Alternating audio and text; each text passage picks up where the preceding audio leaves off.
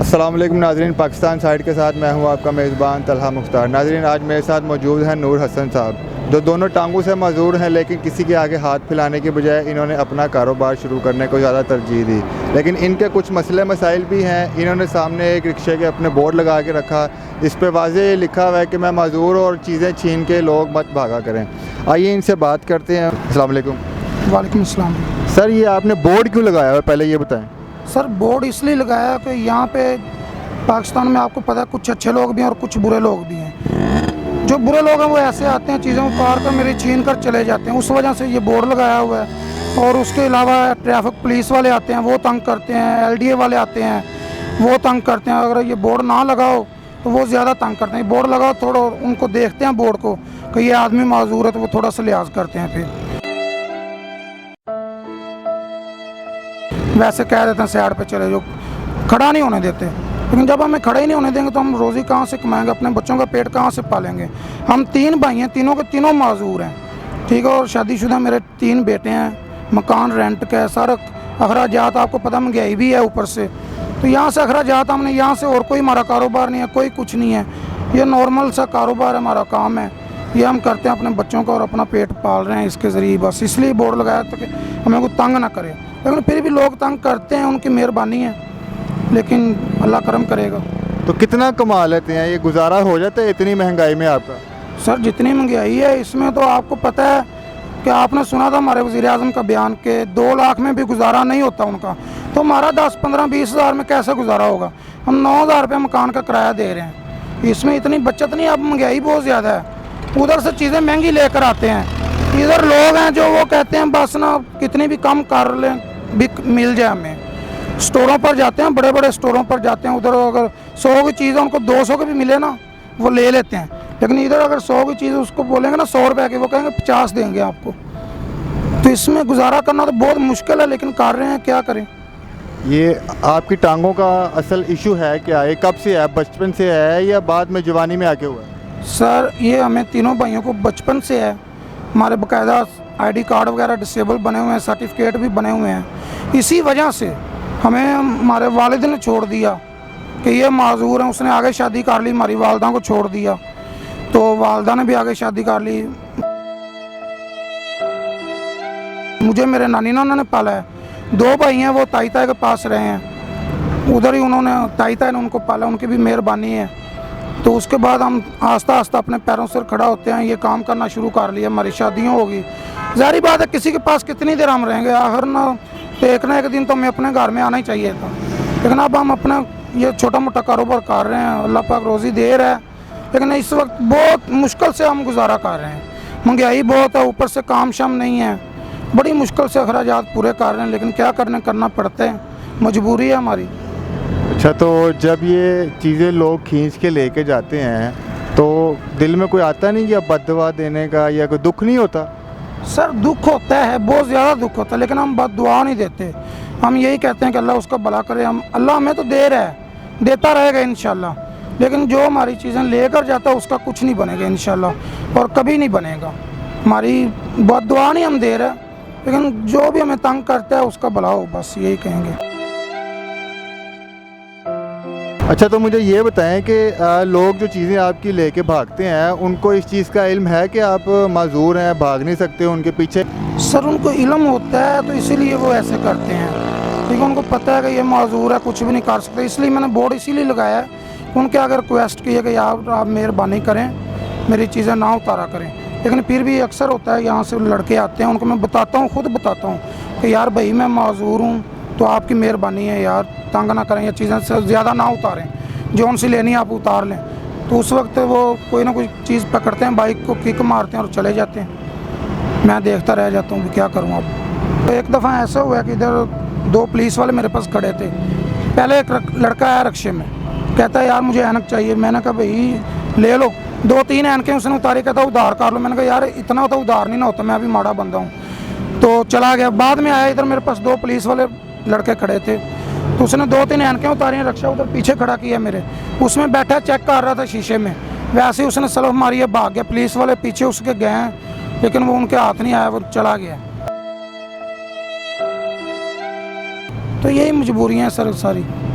अच्छा, तो बच्चों के लिए क्या सोचा आपने? उनको पहले ये बताएं कि उनकी परवरिश कैसे कर रहे हैं, इस इतने अखराजात हैं और इसमें तो इतनी कमाई भी नहीं होती होगी। सर परवरिश तो बहुत मुश्किल से कर रहा हूँ, लेकिन कोई भी वालिदैन होता है वो अपने बच्चों के लिए अच्छा ही सोचता है। सोचते तो हम भी अच्छे हैं, लेकिन कुछ कर नहीं सकते क्योंकि हमारे पास इतनी आमदनी नहीं है कि हम उनको कुछ किसी पढ़ा लिखा सकें। मेरे बच्चे हैं 2 गूंगे बोले हैं, तो मैंने एक स्कूल में पता किया था कि यार मैं इनको पढ़ाना चाहता हूँ। उन्होंने कहा जी आपको डेली यहाँ पे छोड़कर जाना पड़ेगा और लेकर भी जाना पड़ेगा। तो मैं सर काम करूँ या उनको ठोकर पर छोड़ने जाऊँ, रोज़ाना छोड़ कर आऊँ लेकर आऊँ, कैसे लेकर आ सकता हूँ या छोड़ने जा सकता हूँ मैं। तो इसी वजह से सर बच्चों के मुस्तकबिल के लिए तो बहुत कुछ सोचते हैं, लेकिन हम कर कुछ नहीं सकते हैं क्योंकि हमारे पास इतना कोई वसाइल नहीं है हम अपना घर का खर्चा चलाएँ या उनके कुछ हिसाब किताब। आगे का यही है, कोशिश तो यही होती है हर इंसान की कि मेरे बच्चे अच्छे मुस्तकबिल के लिए यानी कि अच्छी परवरिश हो उनकी। लेकिन अब हालात ने मजबूर किया हुआ है, क्या करें हम। लेकिन हम किसी से अपील नहीं करेंगे कि हमारी मदद करें, ना ही हम गवर्नमेंट से अपील करेंगे कि हमारी मदद करें, जिनको नज़र ही नहीं आता। हमारे तीनों भाइयों का ID कार्ड गवर्नमेंट के खाते में है ना, उनको पता है कि ये डिसेबल हैं, लेकिन कोई तावन नहीं करता सर यहाँ पे। उसी वजह से हम किसी से नहीं कहेंगे कि हमारी मदद करें। अल्लाह पाक हमें रोज़ी देगा इंशाल्लाह। हम कैसे भी है मुश्किलात से कुछ ना कुछ करते रहेंगे, खर्चा पानी निकालते रहेंगे।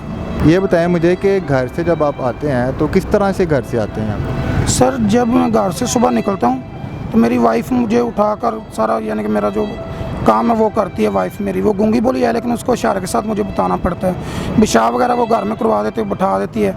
इधर मैं आकर सारा दिन इसी तरह बाइक के ऊपर ही बैठा रहता हूँ, नीचे नहीं उतरता।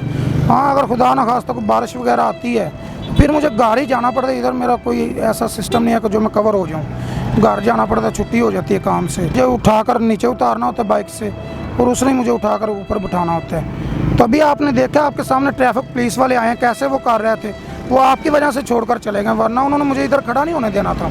आपके सामने ही है ये, तो बस ये आप देख लें आगे। पूरा दिन यहाँ पे बैठे रहते हैं, इसके ऊपर टाइमिंग क्या है आपकी? कब आते हैं और कब वापसी कब होती है? सर मैं तकरीबन सुबह 8 बजे यहाँ पर पहुँच जाता हूँ और शाम को 6 साढ़े 6 बजे यहाँ से जाता हूँ। सारा दिन इधर ही बैठा रहता हूँ, लेकिन बहुत मुश्किल से बैठा जाता है। सर कोई अच्छा भला इंसान हो ना, वो भी नहीं सारा दिन ऐसे बैठ सकता।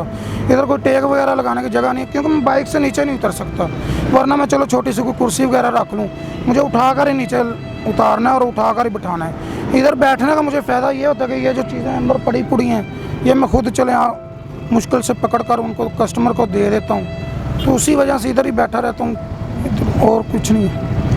तो माँ बाप का क्या इशू आया था? उनके बीच में कोई झगड़ा हुआ था या क्या ऐसी कोई ख़ास वजह बनी कि उन्होंने भी दोनों ने अलग अलग अपनी शादियां कर लीं और आपको भी जो है बेदखल भी कर दिया? आपने भी बताया कि घर जायदाद से भी बेदखल कर दिया और बचपन में पाला भी नहीं, आप किसी और की तरफ रहे, नाना और ताया ताई के घर। सर जो हमारा वालिद था ना वो रेंजर में था, और जब हम 3 भाई हैं, पहली शादी हमारे वालिद की हमारी वालदा से हुई थी।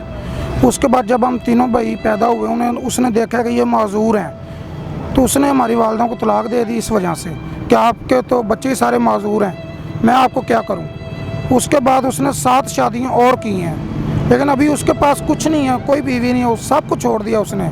रेंजर वालों ने भी उसको निकाल दिया था। ठीक है, हमारी वालदा ने आगे शादी कर ली थी तो वालिद ने भी हमें छोड़ दिया। वालिद ने यहाँ तक कह दिया था कि मैंने इनको नहीं पालना, आप मेरे ताई के पास हम रहते थे ना 2 भाई। ताई ने वालिद को कहा कि आप इनको अपने पास रखें, इनके सर पे आप अपना शफकत रखें। तो अब्बू ने कहा कि आप इसको इन दोनों भाइयों को ना यतीमखाने छोड़ो, मैंने इनको नहीं रखना, ना ही मेरा ये कुछ लगते हैं। अब थोड़ी देर हुई है, हमारे दादे ने हमें थोड़ी सी जगह दी थी, तो उसकी वजह से हमारे वालिद ने हमें तीनों भाइयों को अखबार में निकलवा दिया है कि जी ये नाफरमानी कर रहे हैं। सर हमें बताएं कि हम क्या नाफरमानी करेंगे? हम खुद चल नहीं सकते, खुद बैठ नहीं सकते, खुद पेशाब नहीं कर सकते, हम बाथरूम तक नहीं खुद जा सकते, हम क्या नाफरमानी करेंगे बताएं आप मुझे। और उसके बाद उसने ये अखबार में निकलवा दिया हमें। कोई शुरू से नहीं उन्हें हमारी खबर ली, अब तो बिल्कुल नहीं लेता, कोई पूछताछ वाला नहीं है। हम 3 भाई हैं, बस तीनों अपना गुजारा कर रहे हैं सर, जैसे भी होता है। एक भाई जो है मेरा वो अगले गोल चक्कर पे खड़ा होता है, शानू बाबा गोल चक्कर पे, और एक जो भाई है मेरा वो वलेंशिया टाउन का 8 नंबर गेट है डिफेंस रोड पे, यहाँ पे वो स्टॉल लगाता है। वो तो बिल्कुल माजूर है, खुद खाना नहीं खा सकता, वो व्हील चेयर पर। हम तो बाइक चला लेते हैं ना, वो उसके हाथों में इतनी हिम्मत नहीं है कि वो अपना हाथ उठाकर जेब में डाल ले। कस्टमर खुद उसकी जेब में पैसे डालता है और खुद ही बकाया निकालता है। अक्सर कस्टमर ऐसे होते हैं जो उसकी जेब से ज़्यादा पैसे निकाल कर ले जाए तो उसको पता नहीं चलता। समझे बात? हमारे साथ तो सर बहुत मुश्किलात हैं, लेकिन हम क्या करें, किसको बताएं, कोई सुनने वाला ही नहीं है। ये तो दानिश भाई हैं उर्दू पॉइंट वाले, उनकी मेहरबानी है जो सुनने हमारी आवाज़ बुलंद की। आप भी हमारे पास आए, आपकी बहुत बहुत मेहरबानी है। हम दिल से दुआ गो हैं आप सब भाइयों के लिए, ठीक है। लेकिन अक्सर लोग ये वीडियो में कमेंट्स कर रहे हैं कि जी ये लड़का झूठ बोलता है, ये तो अच्छा खासा है, ये ठीक है, ये चल भी सकता है। वो उनको मैं रिक्वेस्ट करूँगा कि वो इधर हमारे पास आएँ, आप हमारा नंबर ऊपर दें वीडियो के ऊपर, वो हमारे पास आएँ, विज़िट करें, हमारे घर देखें, मेरी बीवी को देखें, वो भी गूंगी बोली है, 2 बच्चे गूंगे बोले हैं। मेरे दूसरे भाइयों के पास जाएं, वो देखें कि हम माजूर हैं या नहीं हैं। लेकिन आपके ये प्रोग्राम ये देखें, ये हमारा डिसेबल सर्टिफिकेट बना हुआ है, डिसेबल ID कार्ड है हमारे, ठीक है। तो हम क्यों झूठ बोलेंगे सर? किसी आप माशाल्लाह तंदुरुस्त हैं, आप कहेंगे मैं माजूर हूँ? कभी नहीं कहेंगे। हम माजूर हैं और इसीलिए हम कहते हैं कि माजूर हैं हम, ठीक है। हम 3 भाई हैं, तीनों माजूर हैं। हमारा सर्किट चलाने वाला कोई तंदुरुस्त बंदा नहीं है, ठीक है। ये तो हमारी बीवियों की मेहरबानी है, अल्लाह ने हमें बीवियाँ अच्छी दी हैं। मेरी बीवी जो है वो मेरे चाचू की बेटी है, वो भी गरीब है। चाचू मेरा भी इतना, वो मेरा भी एक्सीडेंट हुआ है, 15-20 दिन हो गए, उन्होंने हमें कॉल नहीं की। उसको हर बंदा पूछता है, किसका उनको पता होना कि इसको कॉल करेंगे हमें कुछ ना कुछ मिल सकता है शायद, तो उसको हर बंदा कॉल भी करता है, उसकी खैरियत भी पूछता है। लेकिन हमारा उनको पता है इनसे हमें क्या मिलना है। ये तो जब भी कॉल करेंगे हमसे कुछ मांग सकते हैं, हो सकता है मांगे, लेकिन आज तक हमने किसी के हाथ नहीं फैलाया। हमारे ऊपर बहुत मुश्किल टाइम आया है सर, बहुत मुश्किल टाइम आया है। लेकिन ठीक है, उधार शिदार हम किसी से पकड़ कर अपना टाइम गुजारा कर लेते हैं, लेकिन हमने किसी के आगे हाथ नहीं फैलाया, किसी रिश्तेदार को नहीं कहा कि हमें दें, ठीक है।